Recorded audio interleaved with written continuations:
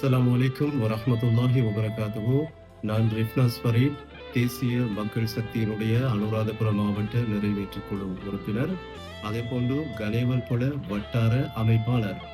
அன்பான தாய்மார்களே, சகோதர சகோதரிகளே, எதிர்வருகின்ற உள்ளூராட்சி மன்ற தேர்தலிலே எமது கட்சியின் சார்பிலே கனேவல்பொல வட்டாரத்தில் நாங்கள் மூவர் போட்டியிடுகின்றோம்.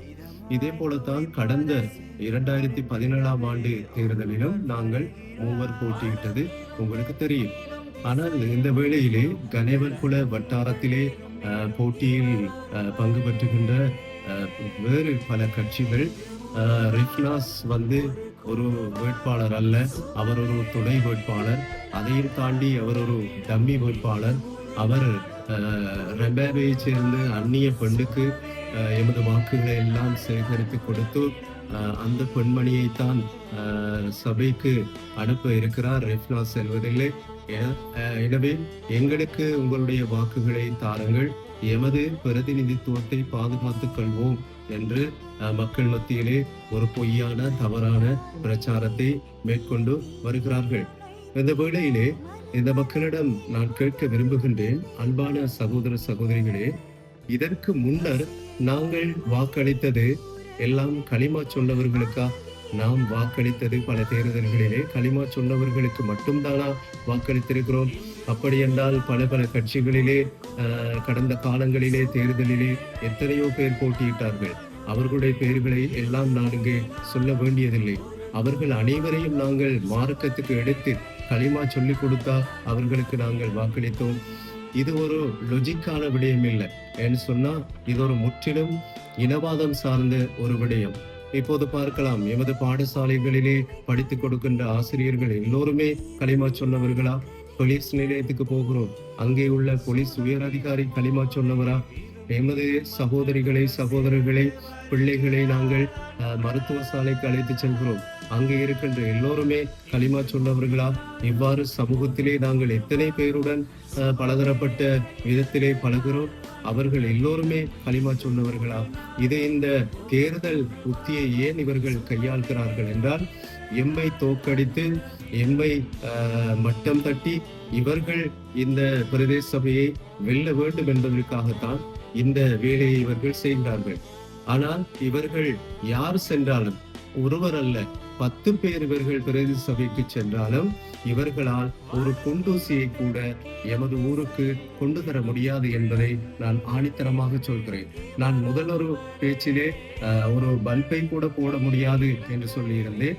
ஆனால் இப்போது சொல்கிறேன், ஆணித்தரமாக உறுதியாக, இவர்களால் ஒரு குண்டூசியை கூட இந்த ஊருக்கு கொண்டு தர முடியாது. ஆனால் இவர்கள் ஊருக்கான ஒரு மந்திரி அல்லது வீட்டுக்கான ஒரு மந்திரி என்கின்ற பெயரை மாத்திரம்தான் எடுக்க முடியும். சபை அமர்வுகளிலே இவர்களுக்கு சரியாக உரையாற்றக்கூட முடியாது. எமது பிரச்சனைகளை முன்வைக்க கூட இவர்களுக்கு தெரியாது. அதே போல இவர்கள் அங்கே தேநீர் உபசாரத்தை அருந்திவிட்டு மாதம் முடிய இவர்கள் ஒரு கொடுப்பளவான 15,000 ரூபாவை மாத்திரம் எடுத்து தமது பொக்கெட்டுக்குள்ளே வைத்துக் கொண்டு வர முடியுமே தவிர எந்த ஒரு அபிவிருத்தி பணியையும் எந்த ஒரு பிரச்சனைக்கான தீர்வையும் இவர்களால் எட்ட முடியாது என்பதை இந்த வேளையிலே நான் ஆணித்தரமாக சொல்ல விரும்புகின்றேன். பிரதேச சபை என்பது ஒரு குட்டி தேர்தல், ஒரு குடும்ப தேர்தல்.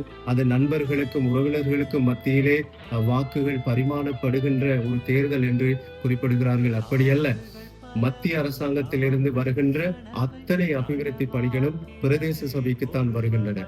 எனவே அந்த பிரதேச சபையின் ஊடாக எமது ஊர்களுக்கு அபிவிருத்தி பணிகளை கொண்டு வர அல்லாஹ்வினுடைய உதவினால் என்னால் மாத்திரமே முடியும்.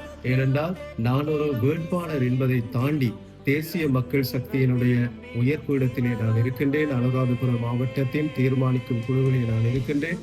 அதே போன்று கனேவல்பொல வட்டார அமைப்பாளராக இருக்கின்றேன். அரசாங்கத்தினுடைய அரச பிரதிநிதியாக நான் இருக்கின்றேன்.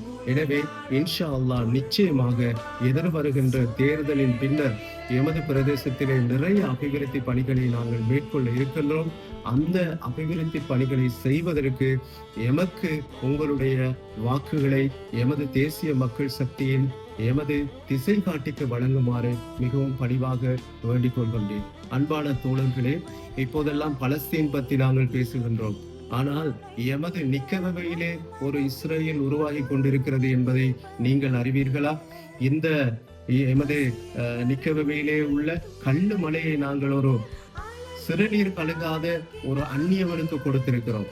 அதிலே 2-3 பேர் அவனோடு இருந்து கொண்டு அவனது பணத்தை சுரண்டி கொண்டு அவனிடம் சாராயத்தை குடித்துக் கொண்டு எமது ஊரையும் மக்களையும் காட்டிக் கொடுக்கின்றார்கள் என்று அவன் கல்லுமலையை உடைக்க வந்தவன் எமது பிரதேசத்தில் உள்ள நிறைய காணிகளை அபகரித்திருக்கிறான். எமது களிமா சொன்ன சகோதரர்களை அடித்து துன்புறுத்தி இருக்கிறான். ஆனால் இதற்காக யாருமே குரல் கொடுக்கவில்லை. அவனை கண்டால் எல்லோருக்கும் சிறுநீர் போகும், சேர் என்கிறார்கள். பல வகைகளிலே மடிகிறார்கள், உடைகிறார்கள், அவனிடம் கெஞ்சுகிறார்கள்.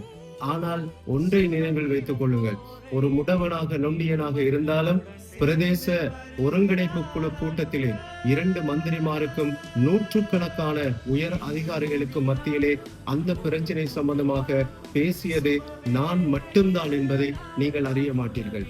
எங்களோடு நீங்கள் ஒத்துழைத்தால் இந்த பிரச்சனையை தீர்க்க முடியும். இன்ஷா அல்லாஹ் எதிர்காலத்திலே அவனை அடித்து விரட்ட முடியும். ஆனால் ஒரு சிலர் அவனோடு சேர்ந்து கொண்டு எம்மை காட்டி கொடுக்கிறார்கள். எங்களுக்கும் உயிராபத்து இருக்கிறது, நாங்களும் வாழ வேண்டியவர்கள், எங்களுடைய உயிரை துச்சமாக எங்களுக்கு அதனை விட முடியாது. ஆனால் நீங்கள் அனைவரும் எங்களோடு சேர்ந்து ஒத்துழைத்தால் நிச்சயமாக இன்னும் சில மாதங்களிலே அவனை இந்த இடத்தை விட்டு விரட்டுவதற்கு, அகற்றுவதற்கு எம்மால் முடியும். அதற்கு உங்களுடைய ஒத்துழைப்பை எமக்கு தாருங்கள். இவ்வாறான பல பிரச்சனைகள் இருக்கின்றன. இந்த சமூகம் அவனிடம் வாங்கி தின்றுவிட்டு நாளை மரணித்துவிடும். ஆனால் எதிர்கால சந்ததிகளுடைய நிலைமை என்னவாக இருக்கும் என்பதை நீங்கள் சிந்தித்து பாருங்கள்.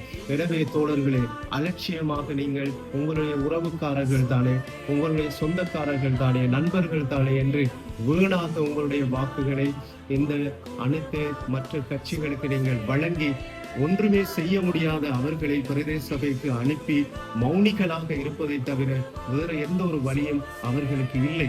நீங்கள் இந்த பிரதேச சபைக்கு நிச்சயமாக அவர்களை அனுப்பத்தான் வேண்டுமாக இருந்தால் அனுப்புங்கள்.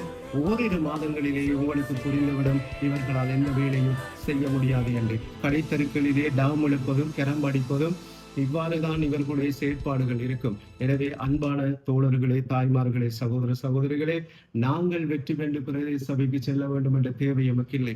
ஆனால் இன்று 76 வருடங்களுக்கு பின்னர் தட்டு மாறி மாறி ஒரு புதிய ஆட்சியை நாங்கள் எடுத்திருக்கிறோம். நீலம் பச்சை என்று மக்கள் மாறி மாறி இவர்களிடம் அடிபட்டிருக்கிறார்கள். இனவாதம் விதைக்கப்பட்டிருக்கிறது. இவற்றை முறியடிப்பதற்காக தேசிய மக்கள் சக்தி என்று புதிய ஒரு அரசாங்கத்தை நாங்கள் துவங்கி இருக்கிறோம். இப்போதுதான் எங்களுடைய முதலாவது வரவு செலவு திட்டம் பூர்த்தி செய்யப்பட்டிருக்கிறது. அதோடு இப்போது பிரதேச சபை தேர்தலும் வந்திருக்கிறது. இன்ஷா அல்லாஹ் இதன் பிறகு ஒரு தேர்தல் இல்லை. எதிர்வருகின்ற 5 ஆண்டுகளுக்குள் நிறைய அபிவிருத்தி பணிகளை எமது பிரதேசத்துக்காக நாங்கள் கொண்டு வந்திருக்கிறோம். எனவே அவற்றை அமுல்படுத்துவதற்கு, செயற்படுத்துவதற்கு உங்கள் அனைவரது ஒத்துழைப்புகளையும் எமக்கு தர வேண்டும் என்று கூறி விடைபெறுகின்றேன். நான் ரிப்னாஸ் ஃபரீத், தேசிய மக்கள் சக்தியினுடைய கணேவல் புல வட்டார அமைப்பாளர். வெற்றி நமதே, ஊர் எமதே. தேசிய மக்கள் சக்தி.